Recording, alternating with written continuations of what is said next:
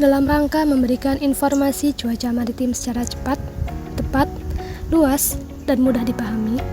Stasiun Meteorologi Maritim Bitung secara rutin menyelenggarakan sekolah lapang cuaca nelayan mulai tahun 2017, 2018, 2019, dan tahun 2020.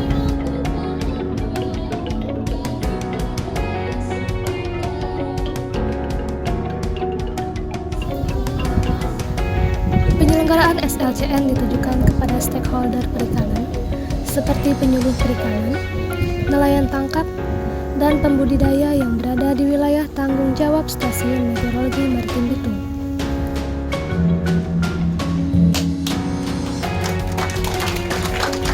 Penyelenggaraan SLCN bertujuan untuk memberikan pemahaman dan pengetahuan kepada stakeholder perikanan terkait informasi cuaca maritim, guna mendukung kegiatan sektor perikanan dan kelautan.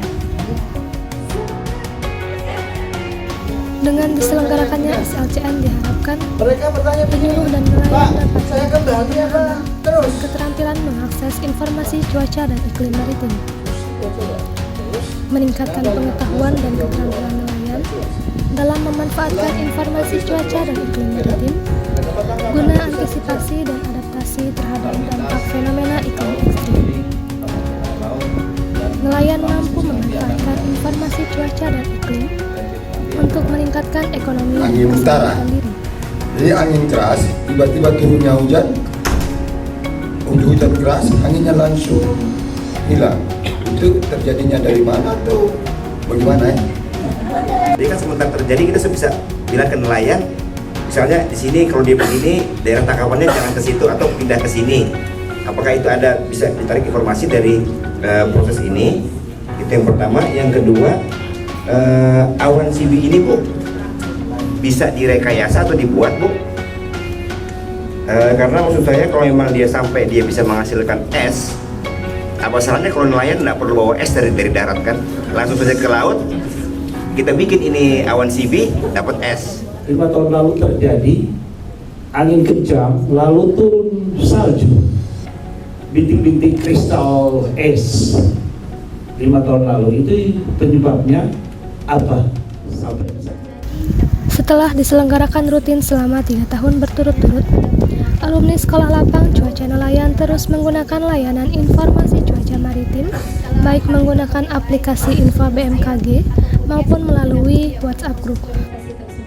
Yang jadi pertanyaan saya di sini adalah berapa lama jarak waktunya itu sehingga hasil apa perubahan itu atau hasil kondensasi itu. Berikut wawancara dengan alumni SLCN.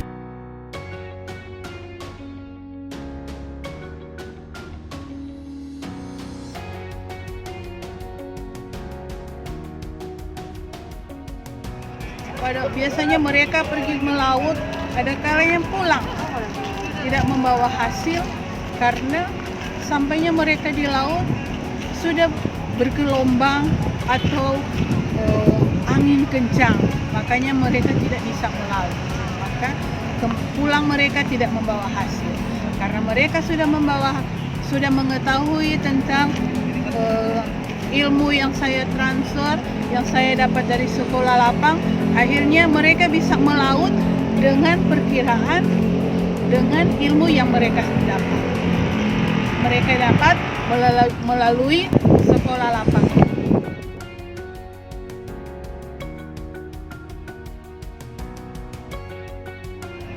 Pada saat sekolah lapang, di situ dibuat grup untuk mengupdate perkiraan cuaca yang ada.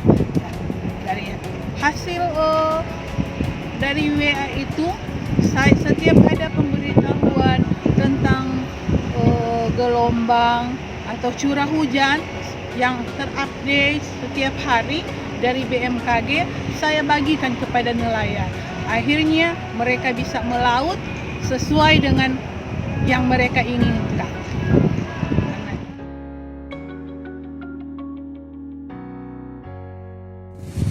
Tentang keselamatan yang bisa mereka dapatkan, terutama untuk taruna yang melaksanakan kegiatan praktek dengan melihat kondisi cuaca yang ada, apalagi kalau mendung, berawan, kemudian anginnya kencang.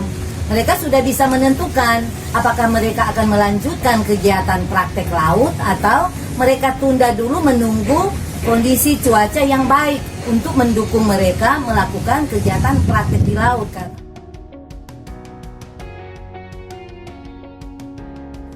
Taruna kita kan ini setelah mereka selesai mengikuti pendidikan di Politeknik Kelautan dan Perikanan Bitung, mereka akan bekerja di kapal-kapal penangkap ikan.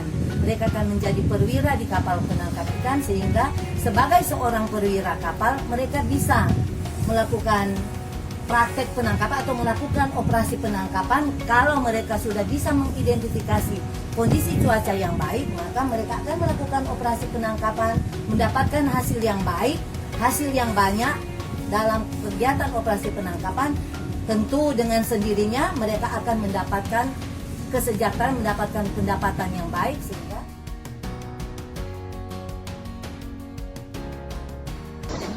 itu karena orang lalu orang belajar mengenai tentang cuaca, dan dari situ kita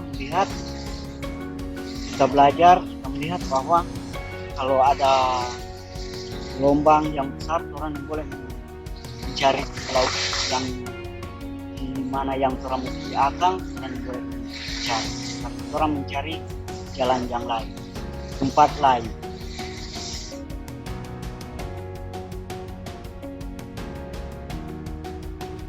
Itu tadi kita bilang, orang semua juga dengar teman-teman bahwa kalau ada cuaca yang jangan orang yang lain ada laut, yang lain nambah. Nantinya yang sibuk juga mencari. Kalau ada misalnya ada musibah di laut, orang di darat sibuk mencari.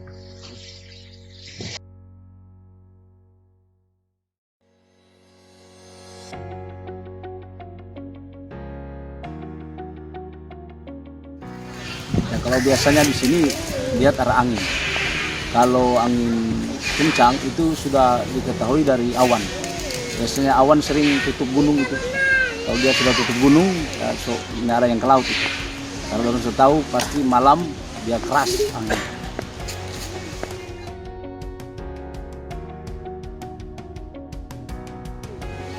Kalau hasil tergantung, karena ada kalanya kalau macam di sini kan orang lain mengail tude, kalanya ya tudenya mau makan.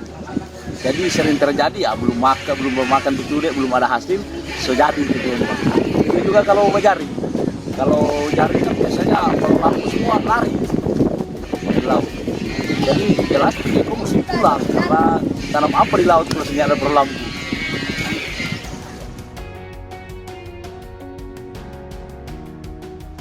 Menurut saya lebih baik dari via SMS, karena untuk saya dan mungkin masyarakat sini yang lain kan belum punya HP Android. Kalau via SMS dia langsung masuk tuh, biar HP jenis apapun dia masuk. Cuma kalau yang HP biasa itu mereka kadang sering jatuh, terus masih, kalau Android kadang jatuh udah.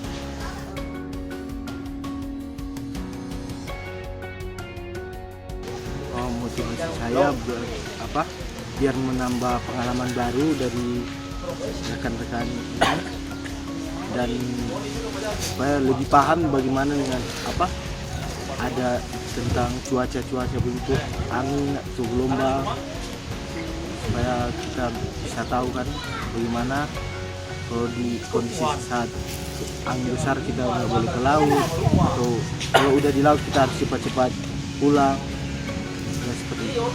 Supaya cepat, orang juga cepat dapat informasi dari BMKG yang terjadi di Batu Putih atau yang terjadi di luar Batu Putih, macam gelombang.